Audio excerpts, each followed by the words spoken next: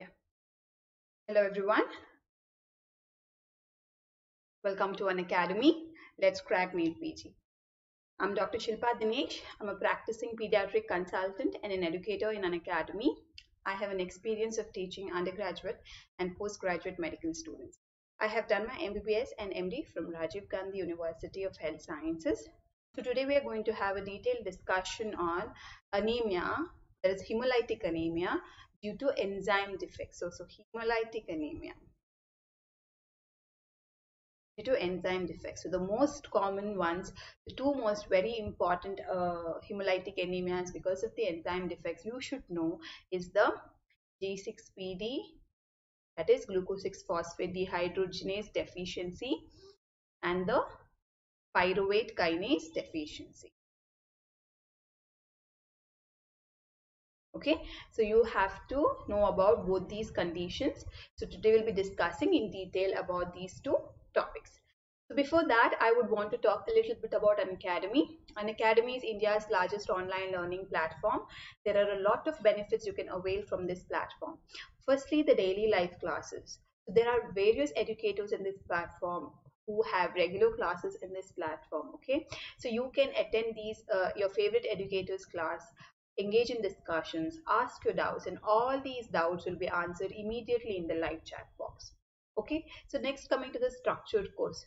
So here in Unacademy, all our courses are structured in line with your exam syllabus, that is your NEET PG. Okay, this is going to be a huge boost for your preparation. So basically, we plan all your the entire syllabus for you, and that will help you to complete the topics and do your revision as well.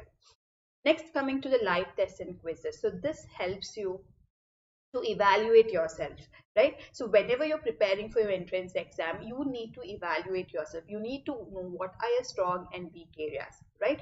So once you know that, you can concentrate on the subjects which you are not strong at.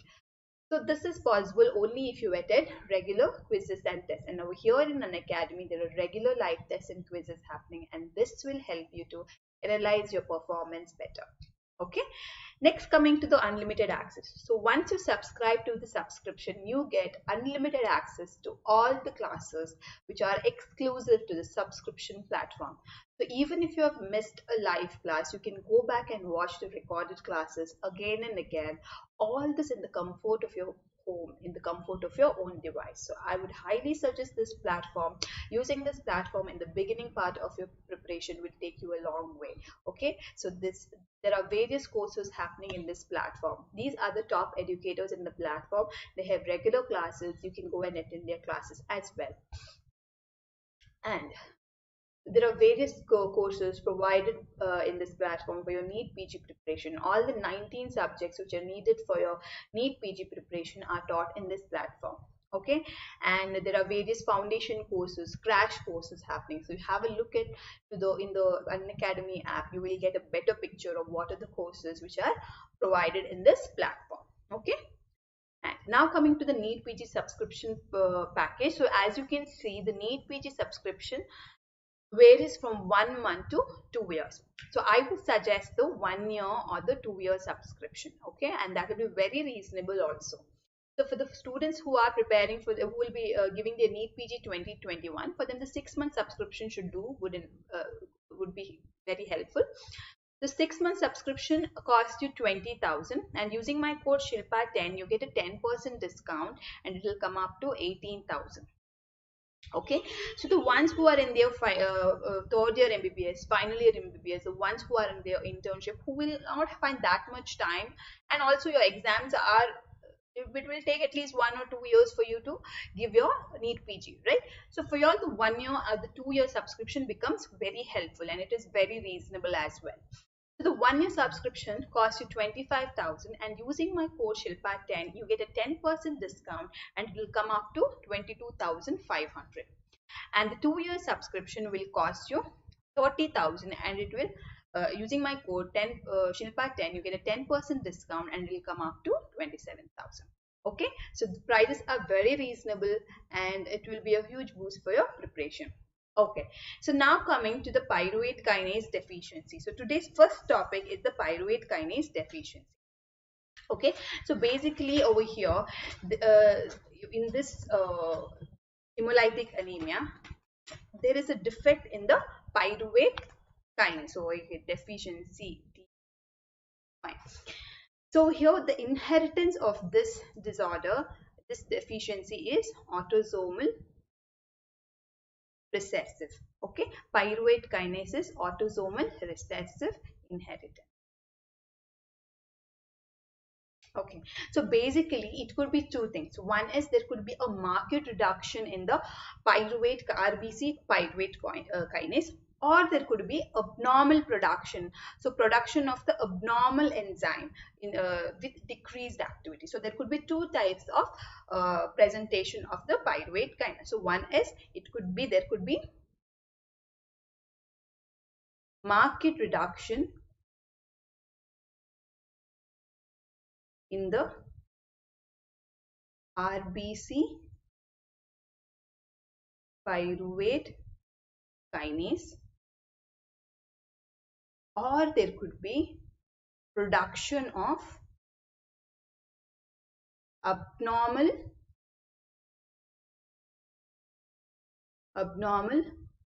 pyruvate kinase enzyme with decreased activity. Okay, so now why is this pyruvate kinase important? So basically pyruvate kinase is important for the conversion of phosphoenol pyruvate to pyruvate. Okay, so for the conversion of, so it is pyruvate kinase is needed for the conversion of phosphoenol pyruvate to pyruvate. So during this conversion, ATP is produced. Now what has happened? There is no pyruvate kinase, and as a result pyruvate is not formed, ATP is not formed. So the ATP production is impaired. As a result, ATP generation is impaired.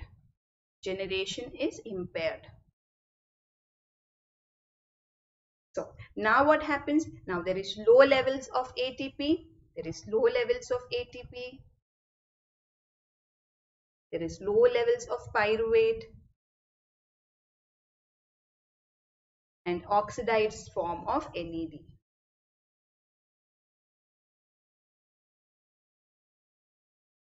Because of this low levels of ATP, what happens is the RBC cannot maintain their potassium and water in the cells. And the cells become rigid. Okay, so because of since there is decreased production of ATP, the RBC cannot maintain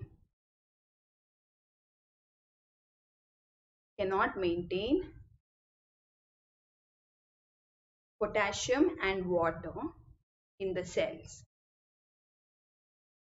Okay, in the RBC cannot maintain, and the cells become rigid.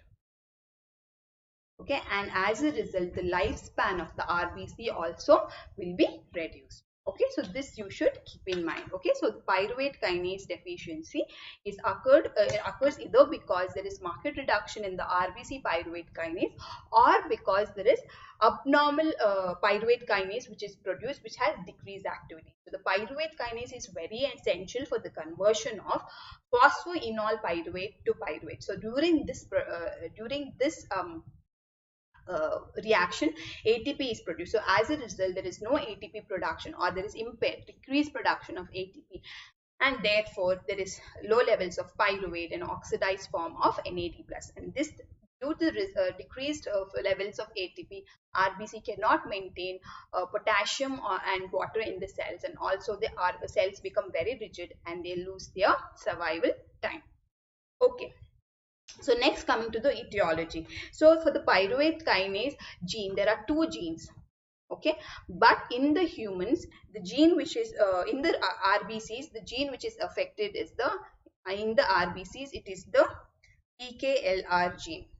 Okay, so basically there are two PK genes, pyruvate kinase genes, but in the RBC it is called the PKLR gene. So you should remember the PKLR gene is what which is affected, and this gene is located in the chromosome. It is located in the chromosome 1q21. 1q21. So remember this. So the gene which is affected is the for pyruvate kinase, which is present in the RBC, is the PKLR gene, and this chromosome is present in the 1q21 chromosome. Fine. So next, coming to the clinical manifestation. So this clinical manifestation, it becomes intravascular hemolysis.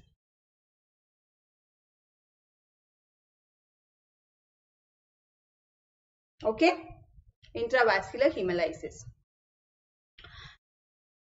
So next, so the clinical manifestations. Okay, so in pyruvate kinase deficiency, the manifestation can vary from severe neonatal hemolysis, severe neonatal hemolysis, okay, to mild, well compensated hemolysis.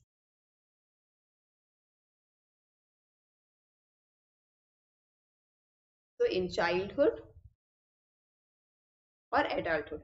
So if so sometimes what happens, most of the time what happens, it might not be even detected in the newborn period. So either in the neonatal period it will be very severe hemolysis when it is picked, or it might go asymptomatic also, and in the adulthood it might be picked up. Okay, so in the neonatal period what happens? So in the neonatal period there will be severe hemolytic anemia.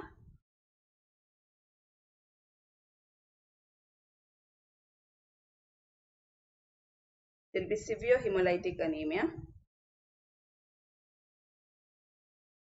It could be jaundice, severe jaundice, which can eventually lead to kernicterus. Okay, so in the neonatal period, these children can have severe anemia. There could be severe jaundice, and which leads to kernicterus. In older children,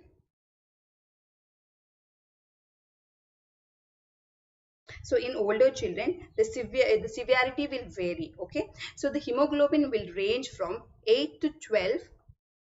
The hemoglobin will range from 8 to 12 gram per deciliter, with some pallor,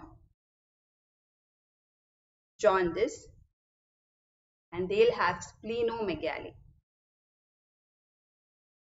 Okay, so in mild cases they will not require, do not require transfusion. Okay, in mild cases they do not require transfusion, as the hemoglobin is maintained between 9 to 12 gram per deciliter. Okay, so this you should remember. And another very important thing is, when there is pyruvate kinase deficiency, they get protection against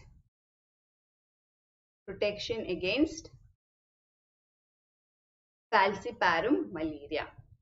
Okay, remember, they also get similar to sickle cell anemia, where there is protection. So like that, in pyruvate kinase deficiency, they get protection against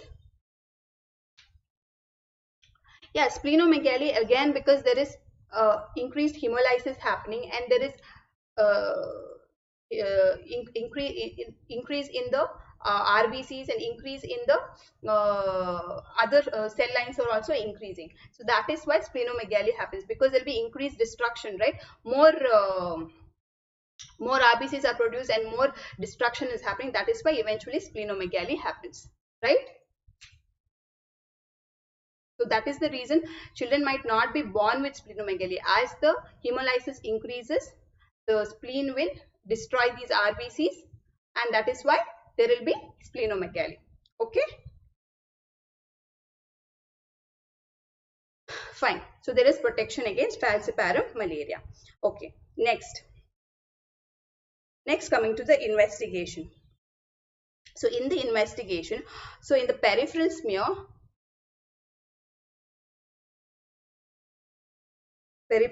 what do you see is there is uh, macrocytosis. Okay, macrocytosis, and you will have to demonstrate the pyruvate kinase activity in the RBC. Okay, demonstration of, okay, pyruvate kinase activity in the RBC, so which is reduced. Okay, which is reduced. So there is decreased pyruvate kinase activity in the RBC. Okay, and another very important thing is when you get a peripheral smear, you see pycnocytes in these. So pycnocytes are RBCs which have this sharp projections. Okay, so spiculated pycnocytes will be there. So this is the peripheral smear of a child who has pyruvate kinase deficiency. So as you can see over here, there is this kind of a RBC. So any RBC when you see which has these spiculated borders, so you have to keep in mind the pyruvate kinase deficiency. So spiculated pycnocytes are there. Spiculated pycnocytes. So this is the feature you should remember, and also there are macrocytes. Okay, and the very important thing is the pyruvate kinase activity in the RBC should be demonstrated. Fine.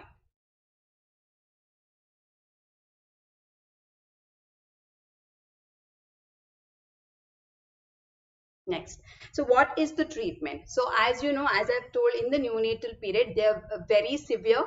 Um, there is very severe hemolytic anemia. There is severe jaundice, which will require phototherapy, and exchange transfusion. Okay, these children will require a blood transfusion in case of blood transfusion when there is severe anemia, or when there is an aplastic crisis happening. Okay, there is aplastic crisis happening, so that time these children will require blood transfusion. Finally, going next is at the age of 5 to 6 years, splenectomy can be advised. So between the age of 5 to 6 years. So as I've told you all yesterday, so before the splenectomy, pre-operatively, we have to give uh, vaccination against all the polysaccharide capsular organisms. Okay, like the pneumococcal, meningococcal, and H influenza B. Fine. Once the splenectomy is done, post-operatively, you have to give penicillin prophylaxis. So you should remember this. Prophylaxis lifelong. Okay. So this is all about pyruvate kinase deficiency you need to know. Okay, so they'll have features of a hemolytic anemia as well. There will be frontal bossing. When you look at these children, you will know this child has a hemolytic anemia. So how a thalassemia child looks like, they have this the maxillary area is also protruding out because of the excess uh, pressure on the bone marrow. Okay, so that is why there is a typical hemolytic anemia phase is seen. Okay, so next coming to the G6PD deficiency. So in G6PD deficiency, what happens? So that is the glucose 6 phosphate dehydrogenase. So So what happens in G6PD deficiency? So in G6PD, so glucose 6 phosphate is converted to 6 phosphogluconic acid with the help of G6PD. Okay, so glucose 6 phosphate is converted to 6 phosphogluconic acid. Okay, so what happens now? There is no G6 phosphate dehydrogenase. Okay, during this reaction NADPH is produced, but now since this reaction is not happening, so NADPH is impaired. So NADPH.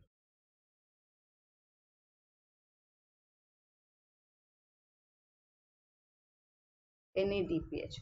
So this NADPH is very important to maintain the glutathione. Okay, so the glutathione in the reduced and the functional form, that is the GSH. So glutathione, that is L-glutathione, is the reduced and the functional form. So this NADPH is required to maintain GSS, that is glutathione, in its reduced and functional state. And this glutathione will provide protection against any oxidative protection against any oxidative threat because of a drug or infection. So this provides protection against oxidant threat due to drugs or infections. So now what happens? Now there is no NADPH produced. The glutathione is not maintained in its reduced and the functional form. And as a result, what happens? Because it is not available, as a result, there will be precipitation of hemoglobin in the RBC. This causes precipitation of hemoglobin in RBC. So what is that called? What body is it called? So this precipitation of hemoglobin in RBC is called as the Haynes bodies. Okay, and also this will cause damage to the RBC membrane. Fine. So this is about the etiopathogenesis of so tell me, what is the inheritance of G6PD deficiency? See, this is very important. The inheritance is X-linked recessive. Okay, so this is X-linked recessive inheritance. So this is more commonly seen in males. Okay, or in homozygous females. They should have 2 copies of the, yes, very, no.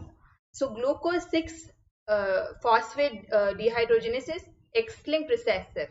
Pyruvate kinase deficiency is autosomal recessive. So remember that. Okay, so homozygous female, that means they have to have both the X chromosomes which are affected. So next is the heterozygous female. So now what happens? Heterozygous females is they will have X chromosome. So one might be an abnormal chromosome.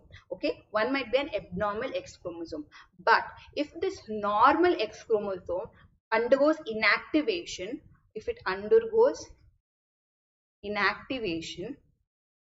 okay, then this child who was a carrier, supposed to be a carrier, will present with G6PD deficiency. Okay, so this undergoing of an inactivation of the X chromosome, this hypothesis is called as the Lyon-Buetler hypothesis. So you should remember, this happens in so many other conditions as well. Okay, So there is inactivation if there is a heterozygous female who has one abnormal X chromosome and normal X chromosome, and that normal X chromosome undergoes inactivation, then this child will present with G6PD deficiency, and this is called as the Lyon-Butler hypothesis. So there is basically three types of G6PD. So one they call it as the G6PD-A. Okay, so this is seen in the Americans who have got the African descent. Okay, then there is the G6PD B, which is seen called as a Mediterranean G6PD. So this is seen in the Asians, in the Mediterranean group of people and all that. Next is the G6PD Canton. So this is seen in the Chinese group of individuals. So there are these three divisions. So if you want, you remember, this is not so much. So this is seen more on the American, Africans.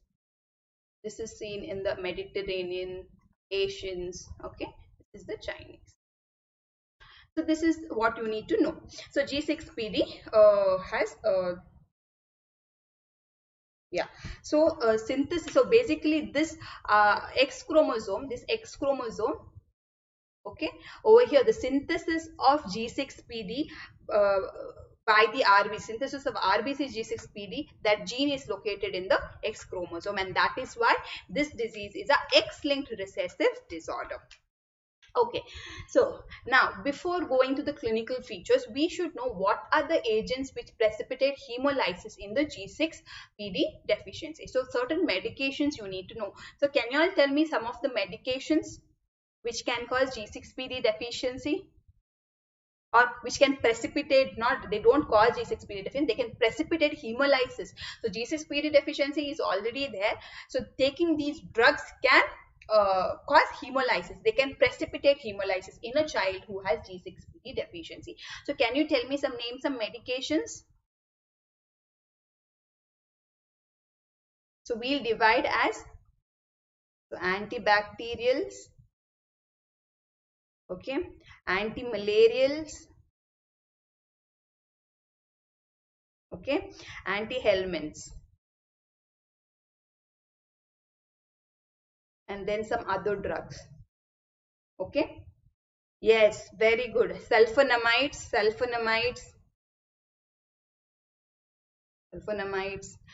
in the malarials comes primaquine. Tell me any more diseases, more drugs. Primaquine. What other antibiotics can cause? Chloramphenicol,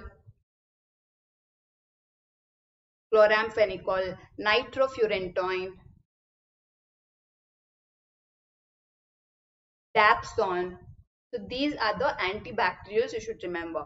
When it comes to antimalarials, primaquine is the most important you have to keep in mind. Okay, tell me some antihelminths which can cause precipitate hemolysis. Thibofen. So remember fuse thibofen and nirindazole. Okay. In others, the very important is the rasburicase. Okay, and also aspirin. Remember aspirin. Okay, aspirin. So these drugs, rasburicase, aspirin, sulfonamides, primaquine, chloramphenicol, nitrofurantoin, dapsone, these drugs you remember. Okay, so these are the drugs which precipitate hemolysis in a child who has G6PD deficiency. Okay, so certain chemicals like phenylhydrazine, remember mothballs, monaphthalene balls, these mothballs also precipitate hemolysis in these children.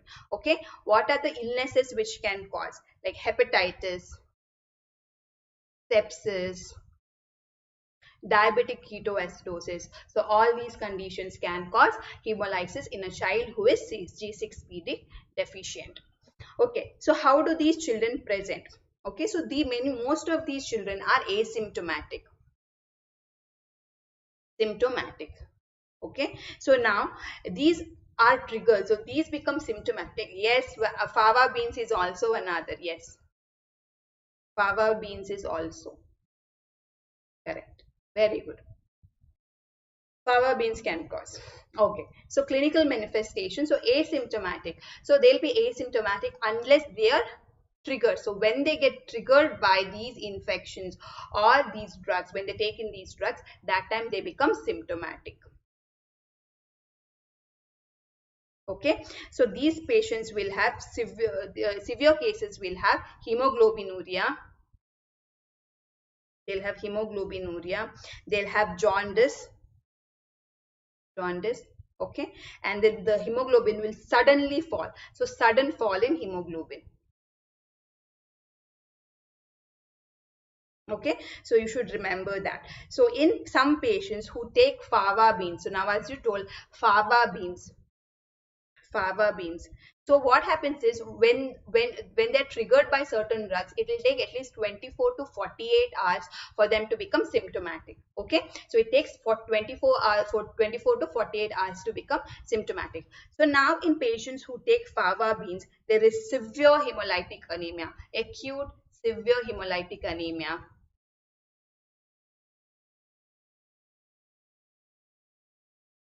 and that is called as favism. Favism.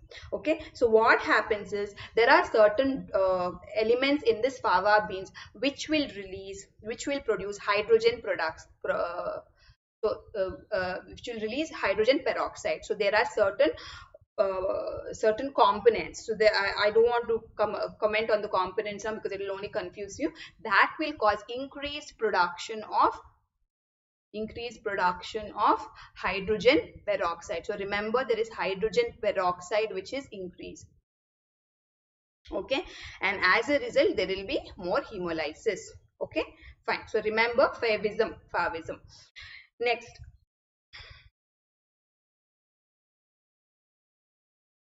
also in parents, in mothers who would have ingested a drug which can precipitate hemolysis, okay, during the antenatal period, they can transfer this hemolysis, okay, to a fetus who is G6PD deficient. Okay, so this you should know. So now coming to the laboratory findings. So what do you see? So when there is sudden hemolysis, there will be increase in the hematocrit or the PCV. So there will be sudden increase in the hematocrit. Okay. And also when you see there is decreased haptoglobin. So decreased haptoglobin will cause pink. There will be decrease. Basically, haptoglobin is saturated. Okay. So you can say saturated, and there is more heme in the body, and as a result the plasma will become pink, and also the urine will show blood. So these are the features of intravascular hemolysis. Okay, so these are the features of intravascular hemolysis. Also, when you get an unstained peripheral smear, so remember, unstained peripheral smear, what do you see? You will see Haynes bodies because of the precipitation of the hemoglobin in the RBC. So you see Haynes bodies. I have pictures of these. So this should be unstained peripheral smear. So what is the stain which is used? What is the best hematological stain which is used in such cases? The hematological stain which is used is a right stain. Right stain. So if the peripheral smear is stained by this stain, then you will not see Haynes bodies. Okay, so that is why this are in an unstained peripheral smear you will be able to see Haynes bodies, and other RBC features will be seen in the stained RBC slide. Okay, so yeah, another thing about this Haynes body is they get degraded by the RBCs within 3 to 4 days. So in the first 3 to 4 days of the illness, you see Haynes bodies. In the first 3 to 4 days of the illness, okay, you see this Haynes bodies, because after that the RBC clears the precipitated hemoglobin. Okay, in the stained slide, what features do you see? How are the RBCs in? Yes, very good, Ganesh. It is the bite cells. Yeah, you see the bite cells. So basically, it looks like the RBC is bitten off in the peripheries. Okay, so you can see this is the feature of bite cells. Okay, fine. So now you can see here. So this is a peripheral smear. Okay, of a patient with G6PD. Okay, G6PD. So you can see this RBC which has a peripheral bitten off kind of a picture of the RBC. So this is the bite cell, and now in these RBCs, okay, you can see these dots. So basically you see these dots. Okay, so those dots which you see are the Haynes bodies. Okay, so they are the Haynes bodies. So they are the inclusions, hemoglobin inclusions within the RBC because of the precipitation of the hemoglobin. Okay, fine. Okay, so now coming to the diagnosis. So in the diagnosis, how do you come to know? So first thing is you should estimate the G6PD activity in the RBC. So G6PD activity demonstrate the G6PD activity in the RBC. So that is why, especially in a newborn, we send newborn screening. So very important is to screen a child with because so many times this G6PD deficiency gets missed out, and some patients will suddenly present with severe hemolysis. So now in most of the hospitals, newborn screening is done, which includes 4 illnesses like the G6PD. Okay, so G6PD, there will be congenital adrenal hyperplasia, there will be congenital hypothyroidism. Okay, hypothyroidism, and another one thing. Yeah, so many illnesses are done in a regular routine because these should not be missed. So these children, if it gets missed, they will come with a severe presentation later. And very important thing is hypothyroidism should not be missed because it is one of the treatable cause of mental retardation. Okay, fine. So basically you demonstrate a G6PD activity in the RBC. So based on that, if the activity is severely decreased, it becomes severe G6PD deficiency. Okay, next. Yeah, so in the hemolytic phase, when you get a peripheral smear or when you get a retic count, so during the hemolytic phase, there will be increased retic count. So you always remember, these patients will present in certain episodes. So they can present as episodes of hemolysis. Okay, so only during this hemolytic period you will see there is increase in retic count. Just because you have G6PD deficiency doesn't mean that the retic count will be high. So when a patient with G6PD deficiency has been triggered by certain agent which causes hemolysis, and the patient goes to an hemolytic phase, only that time the retic count will be increased. Okay, so you should remember this. Yeah, so this much you should know. And so what is the treatment? So first, the treatment is avoidance of agents which trigger hemolysis. So avoidance of drugs which, or agents, other agents which precipitate hemolysis. So this is the main thing, and rest is similar, basically supportive therapy if the patient comes in. Okay, when the patient comes in hemolysis, so you give blood transfusion, you maintain the hemoglobin level. So that is all. So once the transfusion is done, then you explain the patient properly these drugs or these agents you should be away from. Okay, fine. So now we'll do a fast revision of all the topic of today's topic. Okay, so we have discussed pyruvate kinase deficiency, and we have discussed G6PD deficiency. So now, since it's only two topics, it was a very short topic. Now we'll do a fast revision. Okay, so the pyruvate kinase deficiency, first thing you should know is a autosomal recessive inheritance. So pyruvate kinase has a autosomal recessive inheritance. So it could be two types. The pathogenesis could be two types. One is there could be marked reduction in the RBC pyruvate kinase, or there could be abnormal production. I mean, pyruvate kinase production might be abnormal, so that this enzyme itself might be abnormal, so which might have decreased activity. So now, why is pyruvate kinase required? So pyruvate kinase is required for the conversion of phosphoenol pyrate to pyruvate. So phosphoenol pyruvate to pyruvate, when the conversion happens, there is ATP production.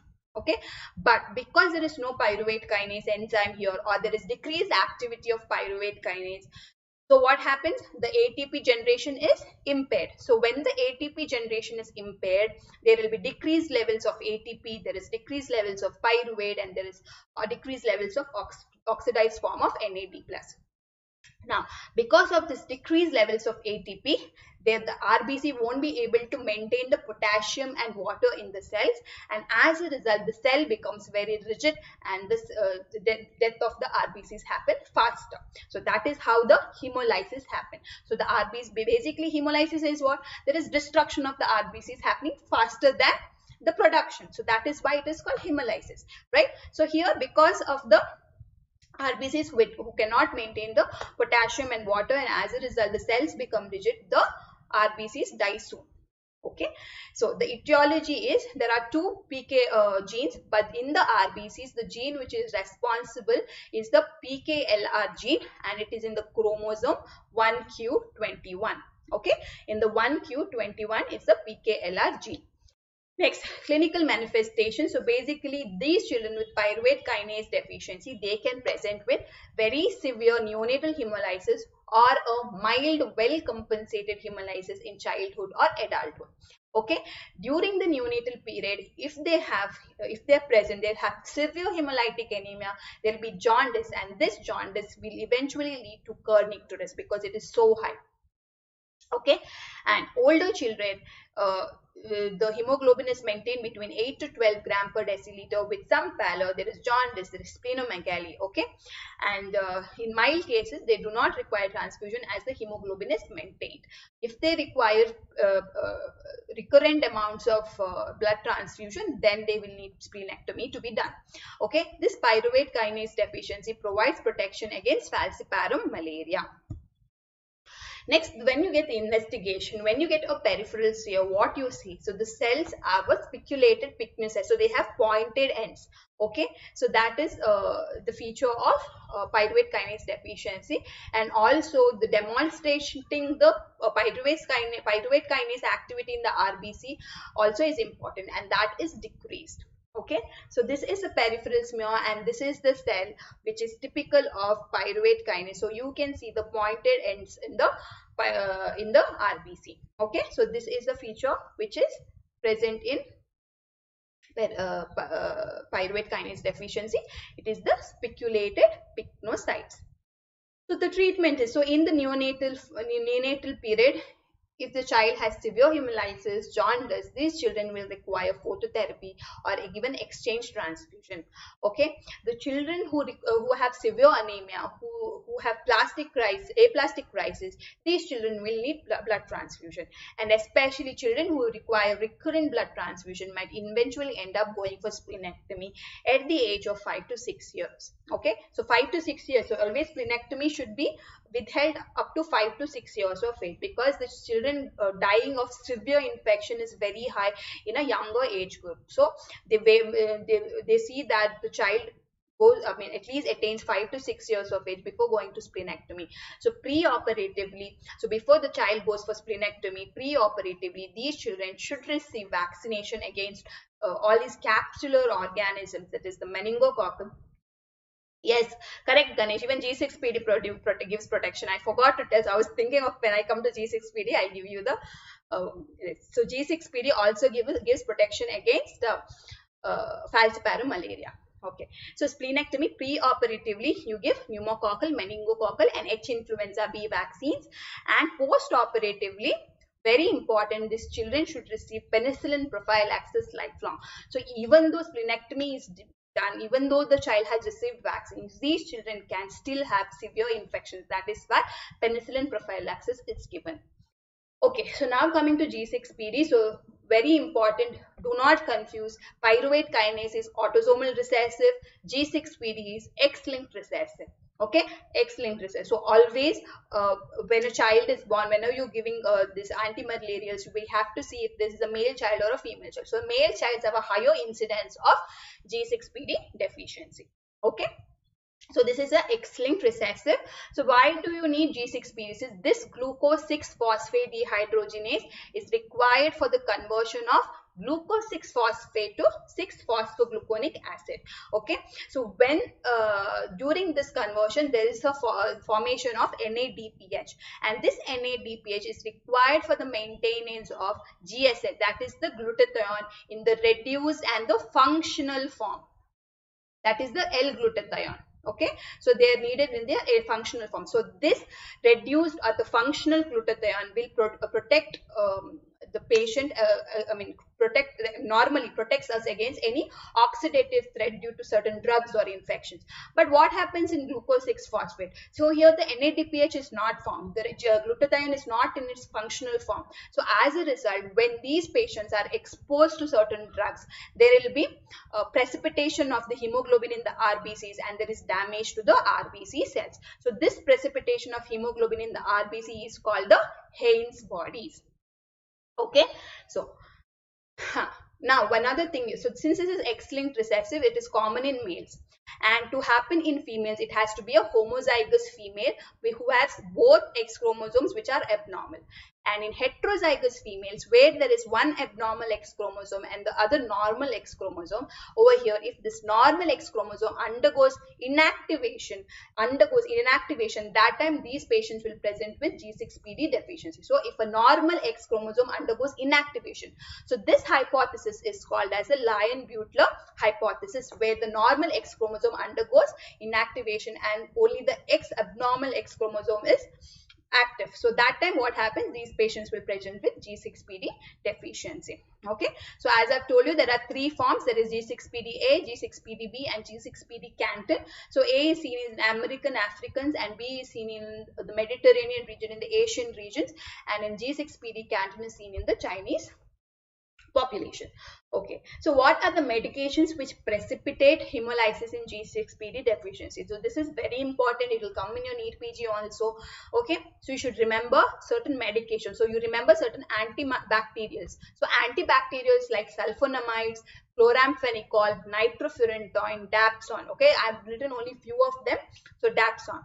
Antimalarials like primaquine. Okay, in some conditions even chloroquine can cause G6P hemolysis. Antihelminths like stibofen, niridazole. Other drugs, very important, remember rasburicase, aspirin. Chemicals like mothballs, naphthalene balls can cause hemolysis in children with G6PD deficiency. Certain illnesses like hepatitis, diabetic acidosis, sepsis can cause. So another very important thing is the fava beans. So I've discussed about fava beans in the next slide. So how do these children present? So basically most of the, around 90% of these patients are asymptomatic. Okay, they are triggered only when they take agents which can cause hemolysis. So now I've told you what are the agents which can trigger hemolysis. So when they take these agents which can cause hemolysis, they'll take at least 24 to 48 hours to become symptomatic. So when they become symptomatic, there is hemoglobinuria. So I will tell you why there is hemoglobinuria. There is hemoglobinuria, there is jaundice, then there is sudden fall in hemoglobin. Okay. So basically in hemoglobinuria, why it happens is there is lot of hemolysis happening. So I've told in yesterday's class in the how do hemolytic anemias present. So there is lot of hemolysis happening, and there is heme which always binds, whenever heme is formed, it always binds to heme binding proteins like haptoglobin or hemopexin. So what happens, there is so much heme, now all these proteins are saturated, So that is why this heme, which is free now, it will be shown in the plasma. So when the plasma becomes pink in color, so when you centrifuge the blood, the plasma will be pink. So this means there is intravascular hemolysis. So also this heme might excrete in the urine as well. So that is why it is called, these children have hemoglobinuria. Okay, so fava beans, what about fava beans? So if patients who have a G6PD deficiency and they have taken fava beans, there is acute severe hemolytic anemia, and this is called as favism. So why do these happen? So that fava beans has uh, certain elements which increases the production of hydrogen peroxide. So remember, there is increase in the production of hydrogen peroxide, and that causes hemolysis in these children. Okay, so laboratory findings. So I have told you there will be sudden increase in the hematocrit, that is the PCD, because there is sudden hemolysis. Haptoglobins are saturated, that is why you see plasma becoming pink, and there is hemoglobinuria. So that is indication of intravascular hemolysis. Very important thing is when you get a peripheral smear. So in the peripheral smear, you see Heinz body, you see white cells, but Heinz body is seen only in an unstained peripheral smear. Okay, and this, basically what is Heinz body? There is precipitation of hemoglobin in the RBCs. So, and these Heinz body are active only in the first, are seen only in the first 3 to 4 days of illness, because these hemoglobin are cleared by the RBCs very soon.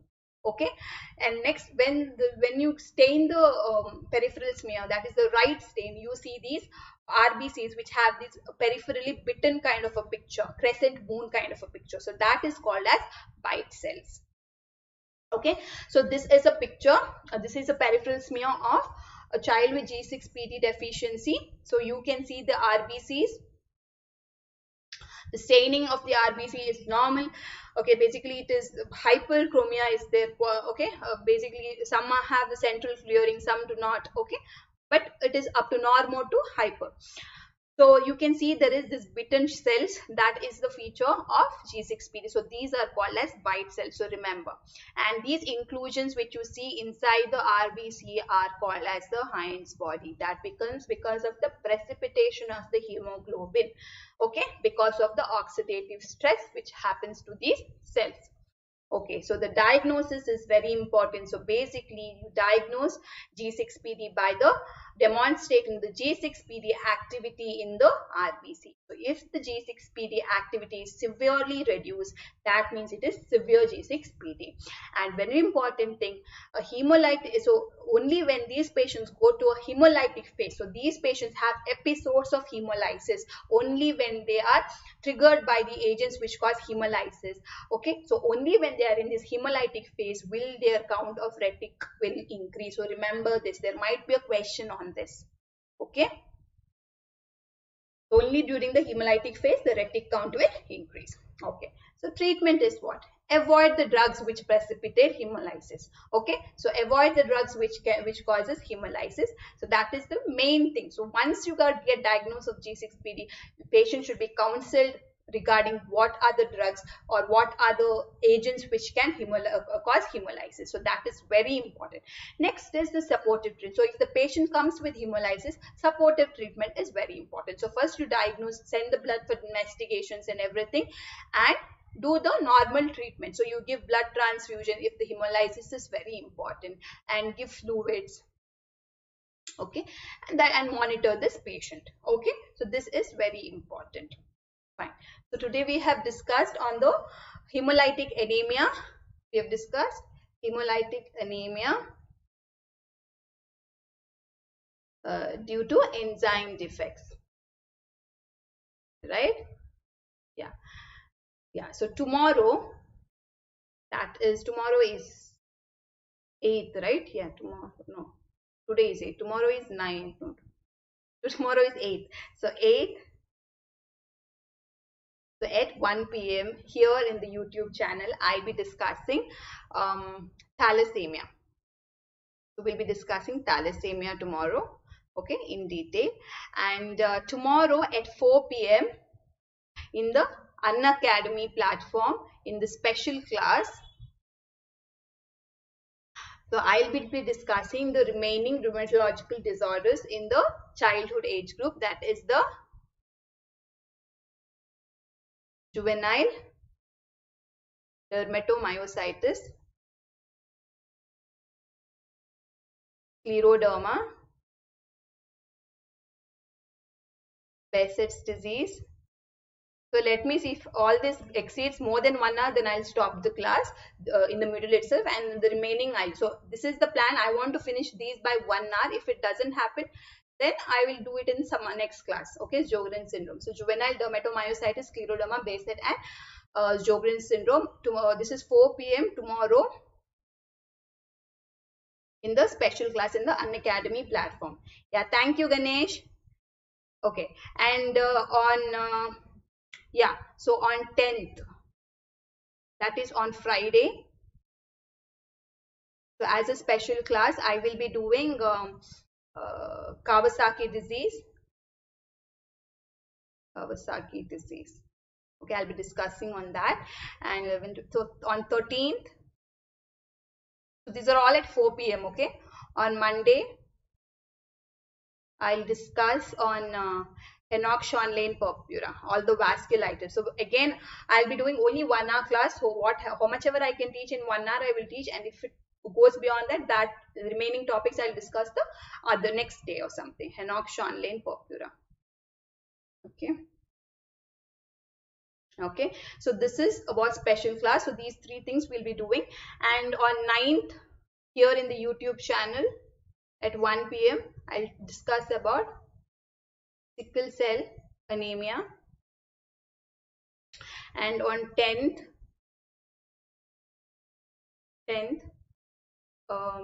I will do a class on aplastic anemia. So aplastic anemia, again, it might be divided into 2 classes. There are a lot of topics like Fanconi anemia. Yeah, hi Ramji. Okay, thank you so much for attending the class. Yeah, so these are the topics we'll discuss. So my intention is to finish hematological disorders. So not just anemias, all the bleeding disorders, okay, and this pancytopenia, lymphadenopathy, splenomegaly. So all those topics by this month, okay. So that is for the YouTube. And in the special classes, my plan is to finish all these rheumatological disorders and all the allergic disorders. So this is for this month. So this is the plan. I'm hopeful I'll finish all these classes. So if this month I finish allergic, rheumatologic and the hematological disorders, next month, that is in August, so I will start with respiratory system and either cardiovascular or neurological system. So N of the 2. So you all should give me, so let me know. So think and tell me. So do you all want for the next month CVS, RS, neurological system, metabolic disorders? So you select only 2 out of this, okay. I don't want to teach all together. It will be too much for me also, because I want to make it very detailed and teach to you all, okay. So all the best, study well. So always what I say, study daily, do not waste your time, okay. Every day, even if you want to relax, 1 hour of studying is compulsory, otherwise you'll go into that lazy mood. Second, if you have friends, at least friends who are preparing for NEET PG, at least for half an hour, discuss with them. This will help you to remember better. So always half an hour to 1 hour discussion only about this topics, okay. Thirdly, avoid social media because it will, okay, yeah, Ganesh, we'll do then RS and metabolic disorders. Fine, so I'll do that, okay. Yeah, so what was I telling? Yeah, avoid social media, and that will waste a lot of time. That is very, very important. And fourthly, sleep early and wake up early and study well. Okay, so good luck, stay safe and stay healthy. This is very important in these times. Okay, fine, good luck. CVS, CVS, we'll see. I will try, but okay, we'll see. RS and metabolic disorders, CVS is also very important. We'll see. I will ask another. You'll put in the comment section who gives most what is it, the topics which get the maximum votes. I will take those classes. So I want only 2 topics for the next month: CVS, neurological system, respiratory system, or metabolic disorders. So which gets the maximum votes, I will take a class on that. Okay, so see you, good luck.